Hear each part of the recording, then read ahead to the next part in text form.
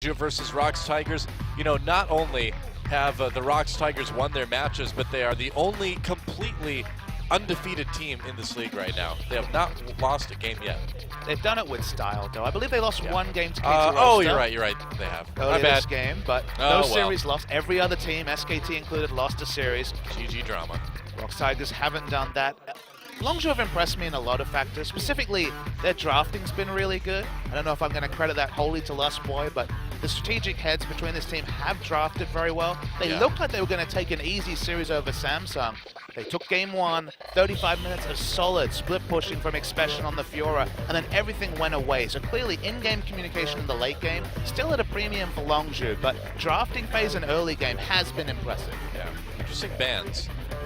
So far. They're targeting out specific bans right here. Varus, Kuro has looked excellent on that champion. Smeb has had Quinn permabanned ever since he showed it on this stage. And the Gangplank ban, Gangplank and Rise, not 100% contested, but close to that. Yeah. And so Longzhu cycling through a few options here. Flame flashing his trademark cannon. This is a pick that Smeb used very well in that aforementioned pick. Flame never got to play the cannon in China, despite being so closely associated with it. A lot available. Remember, Lulu has made it through picks and bans, and when we're talking about top teams, that very rarely happens. Yeah, I mean, Callista also up for grabs. Any jungler you want, really, at this point, too. It's going to be the Tahm Kench, and you got to think that's probably going to go to Flame immediately. Nidalee Lulu picked up for the ROX Tigers. That's super surprising to see that with every jungler available, Peanut insta-locks the Nidalee. Of course, it is a jungle that has very strong early trading. It's still a jungle that has amazing presence in the early and mid game, but it can fall away even with the introduction of Runic Echo. There's not a lot of damage too coming out of that, but honestly, having that Whimsy against Tahm Kench, I think, is really helpful. I mean, the moment you lock in Nidalee, you're saying, I'm going to run the enemy jungler around the map. I'm going to take the trades early. I'm going to fight around the mid lane. It's a very aggressive early pick. It's a big salvo from the ROX Tigers. It's a pretty typical Peanut choice, though. This guy likes to get in there and fight. And what's it going to be for the next two picks for Longzhu here? What an off-season where you add in a jungler that wants to get there and fight to passive lanes, and suddenly everyone's active, suddenly everyone's reacting. They're playing around their new member so impressively, so quickly. And speaking of impressive, Chase's performance on Rek'Sai was out of this world last week, specifically when he was playing against Jin Air, playing around the Fiora vs Nidalee matchup, kept ganking what could, of course, snowball into a very bad lane for Lissandra, playing around Expression well. These picks are coming in quickly, though. Yeah, I mean, clearly, ROX Tigers have come into this with a firm plan, and they are not deviating from it at all. It's looking like a last pick Fiora, that's what I'll tell you, is that when you draft like this, you're looking for the Fiora to complete what is a very powerful teamfight choice, a potential outscale top laner. I think you're absolutely right. You know, combining that with the Trundle Pillar, it really, you know, prevents Lucian from running away as easily. And if you can Whimsy Tahm Kench before he can, like, eat anyone and either take them to safety on his team or take one of your teammates into danger, and you're looking pretty good. Let's see how Longzhu reacts to this. Pure has played 4 out of 5 games on the Bard. Of course, did play that in the 2 losses against Samsung. I think his Bard is very impressive. He was able to split up teamfights really well last week, but crucially never had Bard ultimate up when he was fighting against against Samsung earlier this week. They have to blind pick their mid laner. They're not sure if it's going to be Lulu mid, so it might have to be forced onto Victor duty, is Coco. Victor and Bard. So is it going to be the Fiora last pick? Again, they were shouting it from the top of the rafters. Oh, yeah. Pretty much ROX, with the speed that the Tigers put together this comp, they seem to have got exactly what they wanted. And we know Smeb is a fantastic Fiora player too, so like you said, ROX Tigers getting the team comp that they apparently wanted and planned on getting from the beginning, not really reacting seemingly to what we saw out of Longzhu. So the question is, you know, will this big team fighting comp from the Tigers be able to do what it wants? You know, will it be able to find those team fights, and are they going to be able to mitigate things like the Tahm Kench and the Bard ultimate? Seems to be very likely there's going to be a lane swap when you have Tristana, Lulu. You can put so much pressure on those outer turrets earlier, specifically the Tristana has fallen away. There hasn't been a lot of right-click auto-attack carries in the meta, but Tristana's ability to siege down those turrets faster than anyone else means that she's actually taken here by Bray. We haven't seen a Tristana in a long while. Yeah. Yeah, still a powerful pick. Still good at pushing turrets, still good at loading in a lot of damage in the late game. And I suppose you can put the bomb on somebody. I want to see the ROX Tigers rotate around Flame's lack of wave clear on this Tahm Kench and push turrets because they have such strong siege. Poke from Nidalee, the Lulu poke as well, and then just auto-attacking down these turrets instantly. Yep. That's right. So, as the game loads up, a huge best of 3 in the making. ROX Tigers looking to stay undefeated match-wise, and Longzhu Flames Korea re-debut, I guess you could say. Let's see who takes it. It's time to get in the game. Everybody wants to rule the world. There's a room where the light won't find you. Holding hands. And welcome to Summoner's Rift. The fans are ready to go. I'm ready to go too. And Flame, back in Korea, where he belongs. We're happy to have him back again. And it's interesting. It's interesting to see him come back after his year in China. Of course, his first game ever here in Champions. He had a great performance on Aurelia way back when. And now trying to make an impression on the Korean scene with Tahm Kench. Just think about how much has changed since Flame last played in Korea, of course. CJ towards their latter days weren't really impacting the top spots too much. Nope. Of course, it was back in the CJ Entus Blaze days. They were still the sister teams. Ooh. Longzhu have made a really aggressive push here. I don't think they're spotted out, but they have so many wards down, I think. ROX Tigers know to respect that Longzhu is in this side of the jungle. Yeah, they got those deep wards in. They really want to see what the lane swap situation is going to be, if there is going to be one. First team we've seen actually be able to successfully put down these aggressive wards for the lane swap. Very true. I mean, you've got Cosmic Binding, you've got a lot of CC out of this team, so the level 1 is really strong. So yeah, if you're ROX Tigers, you probably don't want to mess with that too much. Just surreal that Flame and Coco against Smeb and Kuro is, at this point in 2016, a very even matchup that could honestly go either way. Kuro's been overperforming ever since the world started. Yeah. Coco is, of course, an excellent mid laner, and Flame is no longer the be-all and end-all of top laners in Korea. Yeah, I mean, you know, we have a term named after him, the Flamerize, you know, when you get 100 CS ahead of your lane opponent. But fact is, he didn't really make a great impression in China. He spent a lot of time on the bench, didn't perform very well at Worlds when they put him in. And so we really don't know what to expect. Captain Jack, though, can expect a bit of damage if he gets slowed by that Trundle Pillar. I think fans are a little bit unfair to Flame. He didn't see a lot of play in Spring, absolutely. In Summer, he had a run in the team where he did look good, and in Worlds, LGD, look, well, they were a bit of a team, basket case overall, but when he played, they looked categorically better than when Acorn played in the first round of that group. They had a better record at Worlds, but it just wasn't the Flame we knew and loved from Champions, you know? Was the Flame you knew and loved in Champions the same Flame around the tail end of his career, though? Because it felt like Flame 2014, especially the latter half, wasn't kind to him either. So very true. We want to see him level up. We were surprised to see Expression as the starting top laner for this team, but honestly played very well in the series we saw from him. No gaping mistakes anyway. Yeah. You knew eventually they would rotate Flame in, and that's why we're excited to see what to make of this new top laner in Korea, Flame. You have to wonder, too, if that loss against Samsung was really kind of the catalyst to make this happen. In that series, for sure, there were mistakes from Longzhu, but they were largely in late-game shot calling, and maybe there's a shot calling issue as we knew that Peanut would be aggressive, starting very early. Oh, yeah. And he's got the ability to duel this Rek'Sai, as Chaser is demonstrating. Gonna leave the big Raptor, though. Nidalee's one of those champions who in late-game team fights doesn't have a true role. Oh. He's still looking around. Yeah, that's right. Chaser finds him, though. Peanut heals, taking damage. Gotta be careful, though. Doesn't want to get collapsed on. Finishing the point on Nidalee. You know, her poke in the early game, once you finish the Runic Echo around level 9, is massive, but in the late game, she's not a damage dealer, she can't be a frontliner, she can heal the AD carry, but Rek'Sai will always be relevant as a tank, as a disruptor, so you need to get the pedal to the metal, and that's why Peanut, already in the enemy jungle, wants to boss around Chaser in the early game. Yep. Good trading. Captain Jack and Pure. Able to get a little bit done with that Bard and Lucian. Top lane we have seen the very rare 1v1, especially in these matches between the expected top team. We've seen so many lane swaps, but Fiora for now, free farming against Tahm Kench. Yep.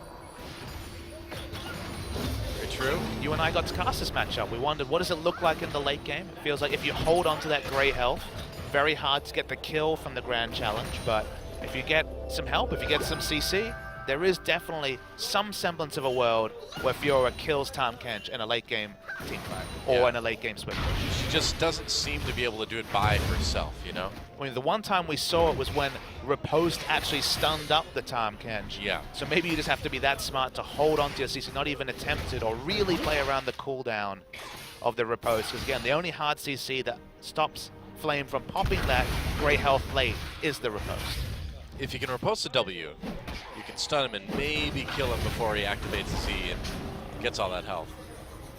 Peanut trying to ensure that Chaser can't run this game. I mentioned the game, Longzhu versus Jin Air, during the pre-game, but the big factor there was how many times have we seen Fiora versus Lissandra this season, where specifically Someday from KT would outscale the Lissandra, and then in the late game they just win from there. But if you play around the Lissandra CC with a strong ganking jungle like the ROX side, it was Chaser showing that there is counterplay in such matchups. So Chaser's been really good at specifically choosing lanes and getting them ahead. That's why it's important for Peanut to keep track of him, ensure that Chaser's in Peanut's shadow rather than running one of these side lanes. Yeah, that's right.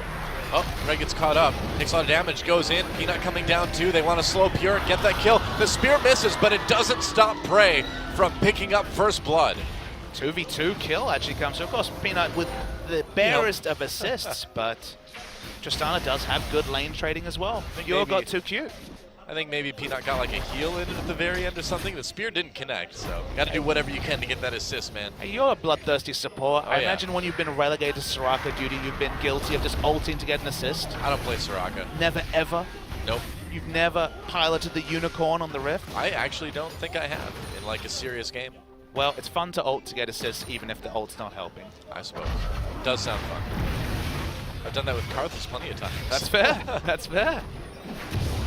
And you think there's aggressive jungle starts. How about double amp tome from Peanut? That's pretty aggressive. Who needs jungling items? I'll get that. I'll get it eventually, but start with the AP. Well,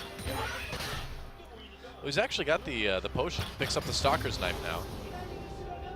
Pretty pure. It's pretty poor of pure. That was actually awkward to say. Pretty pure. Pretty pure of poor. Pretty poor of pure to die in a 2v2. Bard's one of the best champions in lane against support Trundle just because he can actually magical journey through the pillar. Right. Just overextended for harass and got DPS down by the Tristana. So just a mistake from Pure, who's been, again, 5 games on the Rift, 4 games on Bard. He should know the limitations of this champion. A big part of that gank was, I believe they were able to get the Rift Scuttler, and because of that, Peanut was able to make it down river unopposed. And, you know, he had kind of, you know, made it known that he was going to try to follow Chaser around a lot, and then suddenly he breaks off, and doesn't look like Longzhu adapted fast enough. Operation Hold Down Chaser has definitely been effective. He hasn't had a say in any lane. He's been just passively farming, 8 minutes in, hasn't made his impact on the map. It's not the Chaser we've seen so far this season. So far, so good. Meanwhile, Peanut moving up towards the top lane. Ping goes down. Looks like Chaser's going to come in. I don't know if they spot. They didn't really spot him. They don't have any wards there. They may try for something in top lane. Smeb hasn't shopped. He's at half mana, so not sure if he was confident on the kill. Yeah, looks like they're going to try anyway. We're talking about Peanut here, man. That's fair. You got to understand. Smeb now trying to get Flame to be aggressive. They can kill Flame early on. They want Flame to cheat towards his top side and hit a max range spear. Oh boy, 2v2 action. Yeah, and they saw Chaser coming in with that pink ward. Chaser's going to get here first. Too. Yeah, I think we're going to have a non-fight here. Yeah, Victor rotated much quicker, so smart from Kuro to call that. But they're not done. Peanut's still in that brush, yeah. I wonder if he's going to try to do this anyway. Flame is really low. Yes, he is. They have no idea that Peanut's there. They've got to be suspicious, though. They haven't seen him for a long time. They don't know where Lulu is either. Yeah, and finally the recall coming in for Peanut. Yep. There's no reason for Flame to walk up. There's an outside chance he'll just get grand challenged and killed anyway. Sure. Without Peanut being there. Yep, got to be careful. Flame just TPing back to lane. Smeb will probably end up doing the same thing after he recalls. Expecting both of the first early purchases to be about lane control. Balmy Cinder, and of course Sunfire Cape, and Tiamat coming through from Smeb. Yep. Very standard. We did learn about the Fiora versus Tahm Kench matchup is that usually it's Fiora hitting that 2-item power spike. It's pure, takes a lot of free damage again, but specifically getting Black Cleaver and Ravenous Hydra or Titanic Hydra, depending on how you lean, would be enough for Fiora to DPS down any tank. But Tahm Kench seems to be the one with the grey health that can see out what is usually a assassination build from Fiora. Yep, pretty much. If you're taking a little wall shortcut to get to lane that much faster. Gorilla's getting some nice deep wards in though. That's going to help out in terms of taking this first dragon. Looks like ROX Tigers are going to get this one pretty unopposed. It's an extension of Peanut running the jungle matchup. He got into his face. Oh boy. Grand challenge, but that's not going to work out. Smeb a little bit low. I guess he did have the TP coming in from Kuro. All of this, again, just distracting them enough that ROX Tigers get that dragon. Crazy they could commit the teleport to top and take dragon in the same amount of time. That's just Longzhu not being proactive enough. Yeah, I guess so. Free dragon comes through. Kuro able to back. Of course, is Lulu, so happy to get out of lane. Culling takes a big chunk out of Gorilla. Wow, gets him very low. That was the full channel. Yeah, it was. Luckily, though, for Gorilla, Trundle has a lot of sustain. Kuko poking away at this mid lane turret, gets a lot of extra time doing it too because of the teleport. Cross Queen's claim already completed, a lot of GP10. Now Chase is finally starting to push up. Okay. Feeling a bit more feisty in the mid lane. I think so. I think he got the big raptor too. I believe so. Yep, smite not used by Peanuts, so really doubt he got that. So slight little lead by for the ROX Tigers at the moment, but even game overall. Chaser looks like he wants to try to come from behind here onto Smeb. Coco moved towards the top lane, but backed away. Chaser's going to chill around. Yeah, I think he was going back to check to see. No, never mind. Well, the reason why he did that was that he stole away the Raptor buff, as you noticed. So he was just like, okay, either I'm going to clear out an important ward, or we might be able to get a successful gank. So it was just a smart wraparound from Chaser. Yep. Looking at the vision right now, it is pretty good in the top half of the map for Longzhu. So a lot of the Longzhu comps have been, again, Bard-centric, as we've already noted, but have been no tank or, say, a Gnar for a front line. Yeah. Tahm Kench is the ultimate one-man front line. The guy never dies. Chaser. All right, Smeb may have to burn his flash here. Tries to dash away, gets caught up. There's the flash. Are they going to dive him? No. A little bit too dangerous. Didn't use riposte, so they couldn't go for a turret dive in that particular situation. Yep. Wow, Peanut right there, too. You'll remember, so it was a lot of Pure having to preemptively ult as Bard, then they have no front line, they kind of have to scatter across the map. They couldn't really win team fight. When you have Tahm Kench, it's not the same story. Oh, Gorilla taking some big hits. Ray has been bossing around Captain Jack, but hasn't translated that into turret damage or CS just yet, so not yet. Bit of a non-factor despite the early kill. We've definitely seen the bottom lanes turned on less. We saw yesterday a failed contest on the Gromp led to a 30 to 40 CS advantage for Sangyun Snowflower. Yeah, very true. Get serious fast. Looks like a red buff steal coming in for Longzhu. Wave clear is good on both sides. The outscale, as we mentioned, is not clear for Fiora, so late game team fight's going to be very close. Oh, speaking of fights, Prey taking a full culling. Man, that binding did so much work. Wow, Pure and Captain Jack. Oh, that was really close. Prey needs to get out of there. Yeah, you can't stick around anymore, buddy. Sorry. Both summoners down. Captain Jack has his heal up. Has to back away. And Smeb kind of getting bullied here in this top lane by Flame, too. And as an extension, Chaser has felt much more confident trying for the 2v2 against Peanut, who ran the first 8 or so minutes of the game. Yeah. Oh, they're going to try to mess with Pure a little bit here, but Prey's still too low health to really go for a straight-up 2v2, it seems like. And that might look questionable from Gorilla, but that's actually just putting down a pillar, feigning aggression to give Prey enough time to auto-attack some minions and get some all-important healing. Yeah, exactly. That's the nice thing about Trundle is that you can put some 1v2 pressure on yourself, too. Well, the thing about putting down a pillar behind someone is they can't really run away, so you're kind of in this awkward state where you're communicating with your support, etc. That means that you're trying to get that extra farm, maybe an extra item, maybe sustain. But again, it's Gorilla, the master of support, so he knew exactly what he was doing. Yeah, just pillar, walk up and cue them, maybe auto, and That's generally always a favorable trade. And all this annoyance from Gorilla has allowed Prey to heal with just a Doran Blade to almost full health. Oh, here comes Kuro coming up. They're going to try to make a plan to flame here. Kuro not TPing, just joining Smeb as he teleported back to lane. Grand Challenge available. Level 10, so not level 2 Grand Challenge yet. Peanut's really aggressive here. They want to make a play in bot. Coming from behind, and Pure and Captain Jack are pushed up a bit. Peanut's going to be seen by this pink ward when he comes in, though. Yeah, they want Bard to use something, the Q, the E. They want him to have something down, maybe even the ult, and then look for the fight. And they'd love Captain Jack to dash as well. Peanut just going for the red buff in the meantime. Kuro could join them, so it could end up being like a 4-man dive down in bot. Red buff trade comes through from Peanut. Yeah, is that red buff? Oh, Captain Jack's really low. They may just decide to dive this. Kuro's pushed back. He's lost quite a bit. Oh, Peanut coming in, spear blocked by Pure. Peanut takes a turret shot. Rotation would have killed, but the Bard ultimate might have screwed things up, so they had to back away. It was a low percentage dive. I mean, if they can force them back before Dragon comes up, obviously that's a useful situation for the ROX Tigers to be in. This late game team fights are so terrifying. It's Gorilla and Peanut. Oh, Ghost. Spotted out. They get spotted, yeah. You don't think of Nidalee comps as terrifying late game team fights, but whether it's Tristana with the suite of Whimsy and Ultimate from the Lulu or Fiora, Nidalee heals might be enough, and Gorilla, of course, will be a pseudo tank in the front line. There's some crazy, crazy team fights coming from the ROX Tigers. Oh, yeah. Longzhu definitely have a strong team fighting comp themselves. They've got a front line, they've got good wave clear, but it feels like opting into a late game against Lulu and 2 hyper carries is a scary spot. I would say so. Smeb, not in the scariest spot, as he seems pretty safe still up in that top lane. There is a pink ward in the brush for LZIM. Well, wow, I knew it was going to happen at some point. For Longzhu, they still even have the IM logo on their logo. But you're not allowed to say it, though. That's what we were told. Guess, They're like, yeah. just disregard that. Oh, Kuro forced away with that Chaos Storm. Gorilla and Peanut coming up to top lane, though. Gorilla in hot pursuit of Chaser.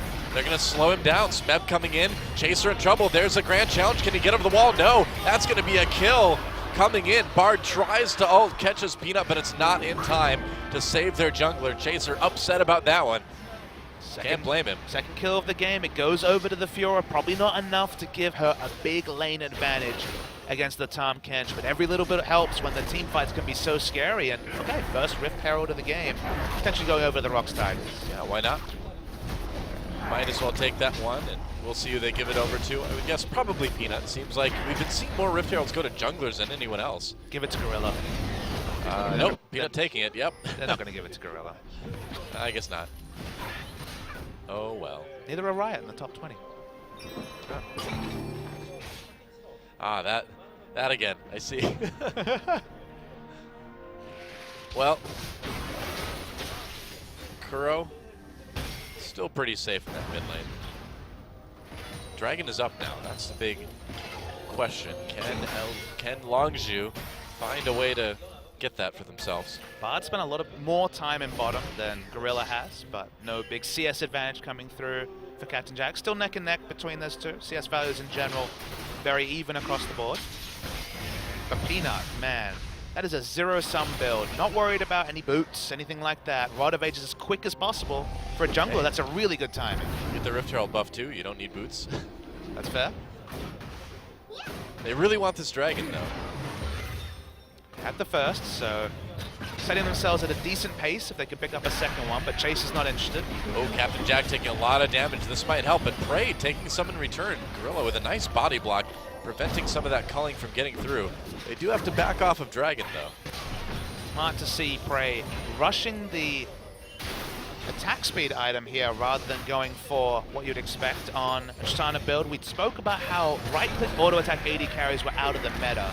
We're going to see everyone back away just because the itemization doesn't fit as naturally. You don't get an Essence Reaver on Tristana. You don't really get any of the other meta AD carry items, which are things like Essence Reaver, things like differing item picks. But if you go attack speed Tristana, which has always been a thing, you remember Static Shiv Tristana coming through from the KD Bullets many years ago. Right. You still have turret taking potential, so it's purely for turret taking this early build, and of course we'll build eventually into the Infinity Edge that all Tristana players know and love. Oh. Peanut trying for the fadeaway spear on the Rift Scuttler, but didn't quite get it. Not this time. They're going to try to go for something maybe in bot lane. Nope, just clearing out the pink ward now. Can they dive this? I don't know if that would be a wise idea. Diving a Bard is a bit like diving a Maokai, almost never advised. All right. Just rapid fire cannon pushing waves. Now, if they could land a spear on Captain Jack, they might be able to transition that into a dragon. Let's see.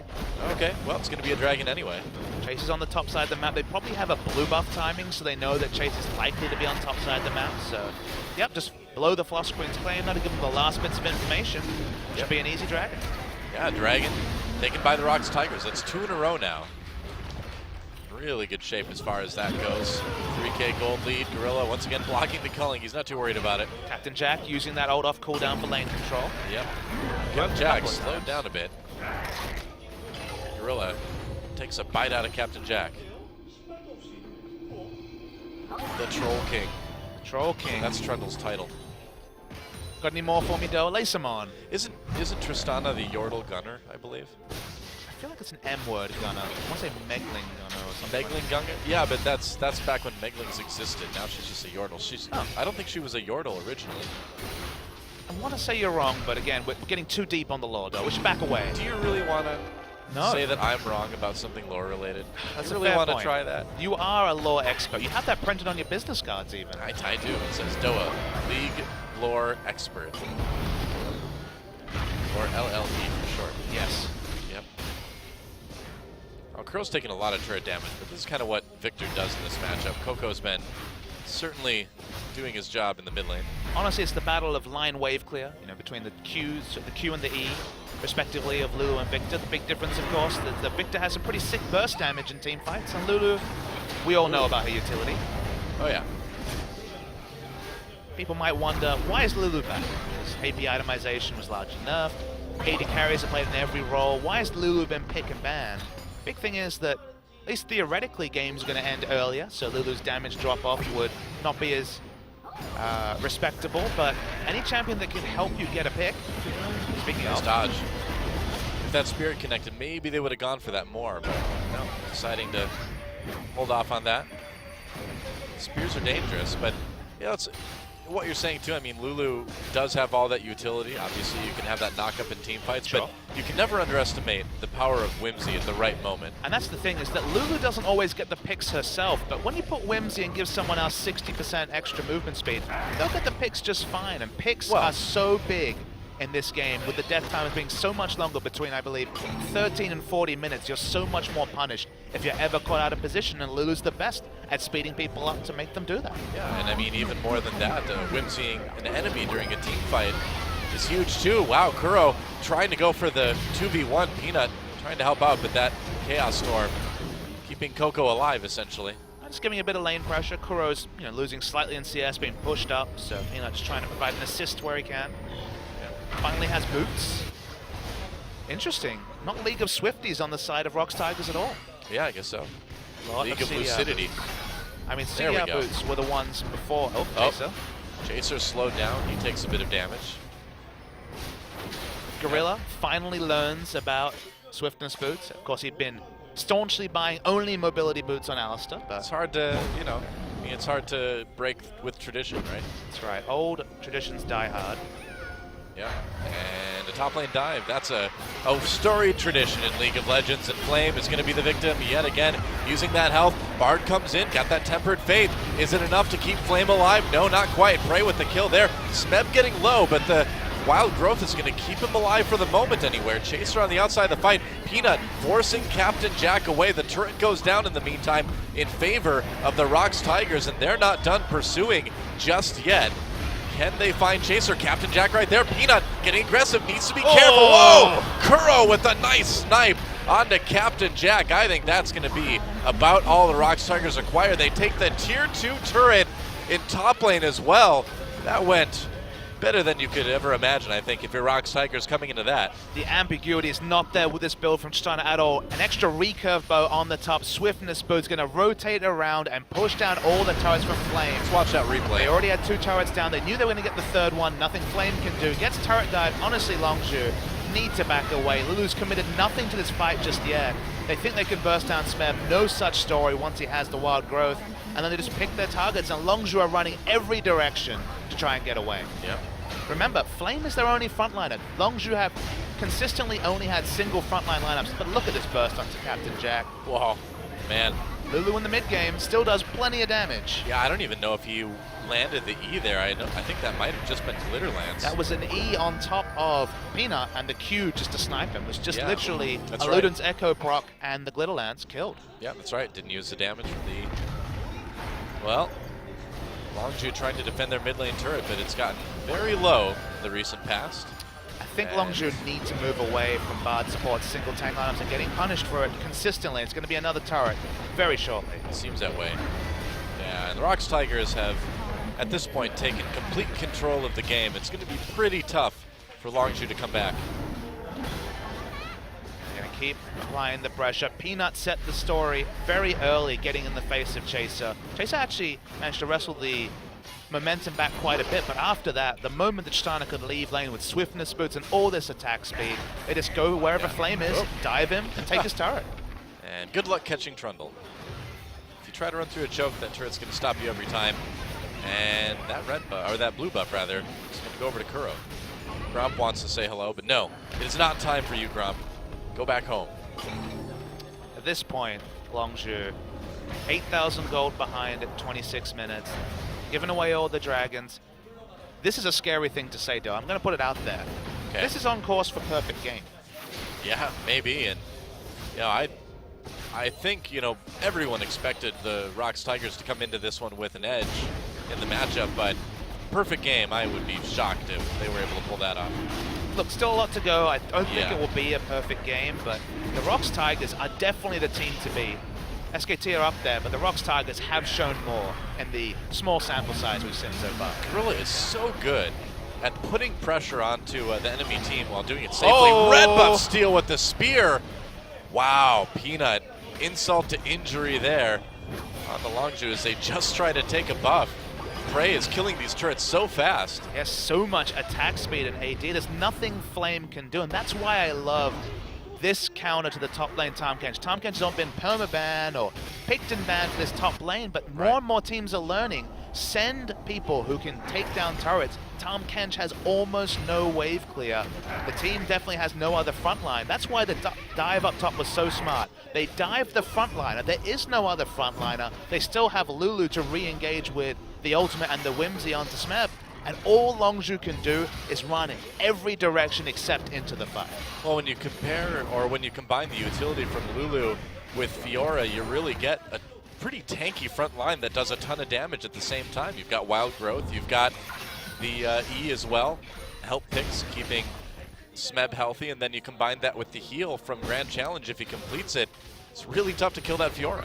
Lulu Fiora is already strong. Peanut's been ahead. He went the most aggressive itemization possible, getting the early rod of age. It's already 10 stacks at 28 minutes. That damage certainly hasn't fallen off. Only just now an Aegis completed for Bard. But well, meanwhile, Prey and Gorilla chasing 3 members of Longzhu down the mid lane.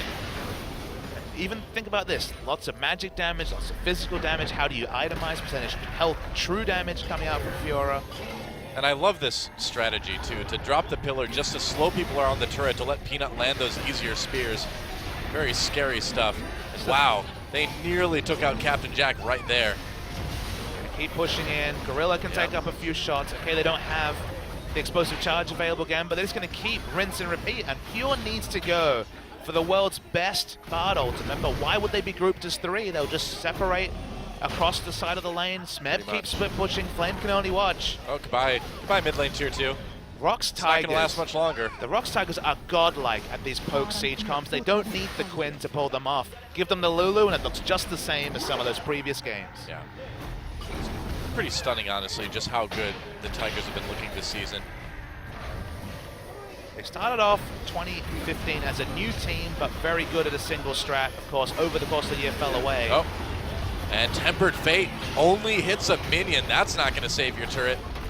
Bard Ultimate is not your reliable engage tool. No, It's no, not I don't how think it so. functions.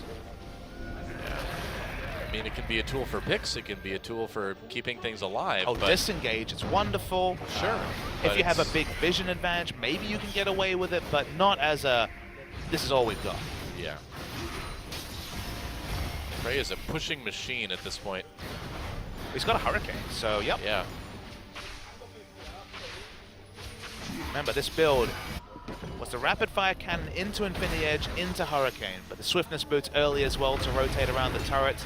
So much permanent gold, 6 turrets taken down to 0 that Longzhu's been able to put together, even though they have good wave clear. Lucian, Victor, we've certainly not got a Kassadin situation going on with Longzhu. No, not at all. I mean, Longzhu has a good team. They've got a good team comp. It's just they've been completely outplayed this game by the ROX Tigers. That turret low. We may see the perfect game come to an end here. Gorilla doesn't want to let that happen though. Prey gets caught, destroyed by Coco. Goodbye perfect game. Goodbye mid lane turret.